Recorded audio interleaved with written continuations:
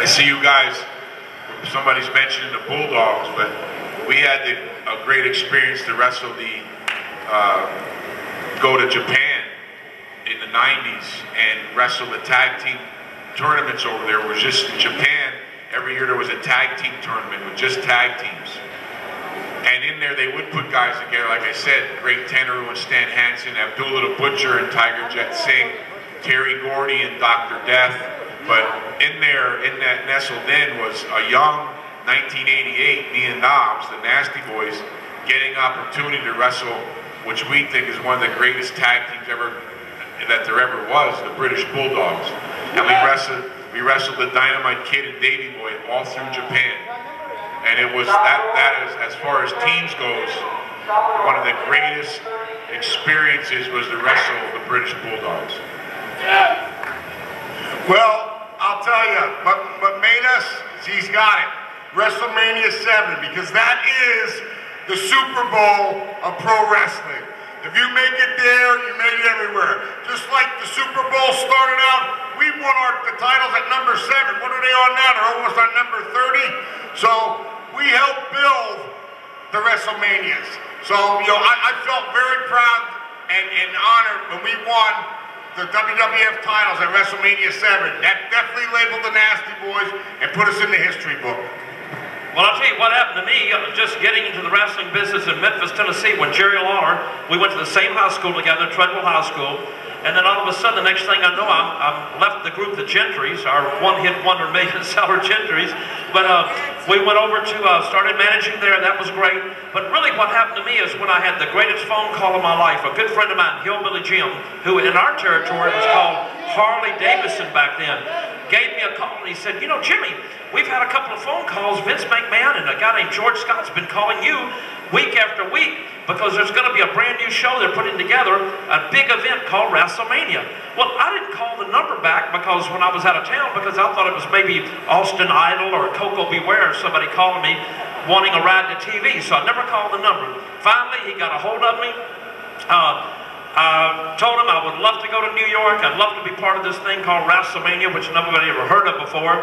And all of a sudden, the greatest phone call of my life came from Vince McMahon himself.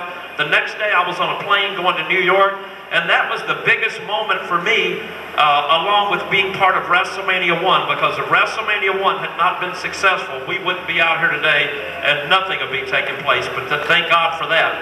But we're going to take a couple of more questions out here before we get in the ring over here and do our autograph sessions and stuff. And we definitely want to talk to you guys before we leave today. But I'm going to bring another man in. Plus, I want you guys to know, too, that our good friends from Jackass are in the building here tonight. Let's give them a nice round of applause. Yes.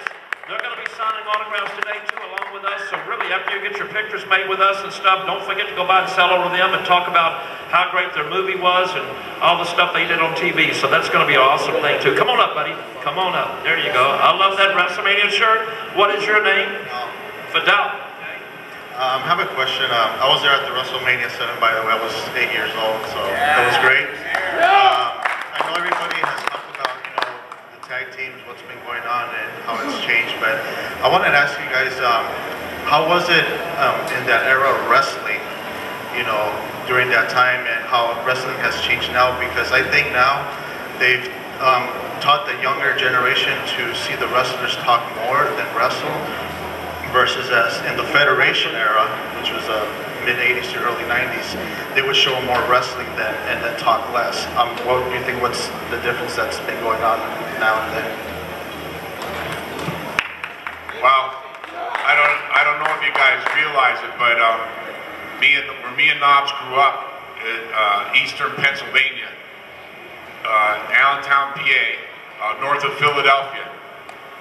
Back before you guys got to see WWF at the time, it was a territory of the Northeast in that area. So we grew up, you know, turning on and seeing Jimmy Snuka getting smashed in the head with the coconut by Hot Rod Roddy Piper and stuff like that. But definitely when we broke into business in the 80s and growing up watching what we did before it went mainstream with Jimmy and all them and the first WrestleManias and all that, there's been a big turn of events where you had, at first it was Vince McMahon was a wrestling promotion that had showed that you had his matches on TV. Now, you know, you got to change with the times. Wrestling has become another TV show. So it's produced like a television show. The interviews are part of the television show. Yeah, they talk a lot on the TV and more talking in wrestling, but that's, I think, purposely done. And I don't think it should be like that, but they want the people to come out to the live events to see the real wrestling matches, I think. You know what I mean? And give you as much as talking and the stories and everything else they can on to produce the television. But there's, I mean, the times have changed. There's nothing you can really do about it. The young guys are caught right now. We were talking about this the other day at lunch, and sort of in a stranglehold because writers write stuff and they want them to say exactly like it was and what they wrote on the thing. They're told what to do, what to say, how to wrestle. Then you have to stay under a PG rating to be on television, which we always could go beyond that limit, you know, and blast somebody's face open with a chair and spit in their face and all to do our. It would have been hard to be a nasty boy today, put it that way. We were able to do our nasty gimmick and do what we did because those things were different back then.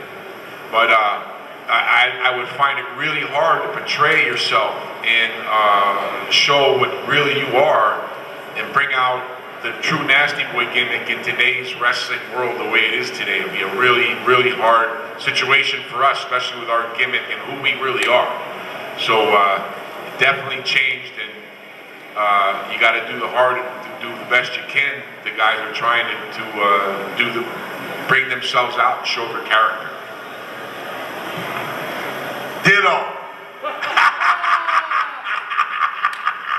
No, but he's right, and then a lot of the guys we talked to, you know, me and SAG, even if we talked to some of the, you know, not even older guys. I mean, like guys like Stone Cold, you know, a good friend of ours.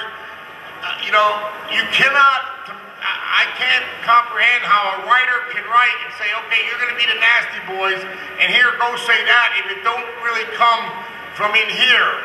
Everybody back in the day, like Jake the Snake, or you talk about Stone Cold, or you talk about even Rick Martel, the modeler, that was all they're doing. That was all from in them, what they had inside of them. And that's why it was so easy when they went out to ad-lib interviews. We didn't have to have nobody write anything for us. We knew what to say. We were going out, if we were going against this team, if we were the bad guys, we were going to make you hate us. If we were the good guys, we were going to make you love us. But we didn't have to have anybody writing us down what to do, and actually even write the matches out. I mean, we went out, a lot of it was ad-lib, and I think that's a big part of the business change, the whole corporate structure changing. And you know, there's nothing you can do about it because it's like the NFL, the NBA, the NFL, you can't hit the quarterbacks like you used to, all the rules there, NBA, everything changes. It's a shame, but I don't think it'll ever go back the way it was. All right, you know what, I'd like to, coming in a while ago, a young man asked me, whatever happened to the show that we did called Legends House? We filmed about 8 or 9 months ago, we did a little deal called Legends House for the WWE. It's me, Rowdy Roddy Piper, Hillbilly Jim, Hacksaw Jim Duggan, Tony Atlas, me, Gene Oakland, and the ever-popular Howard Finkel. So we just heard a rumor, and we just got a little scoop on that, and I think they're going to make an announcement in about a month on what network it's going to be on. So we're looking forward to that finally coming out. But all right, a couple of more questions before we get in the ring up here. Anybody? What about you, Joseph? Oh, Joseph's going, no, don't bring me up here. All right, come on up, big man. All right, we're going to get you up here so it won't feedback. All right, what's your name? John from West Covina. All right, John.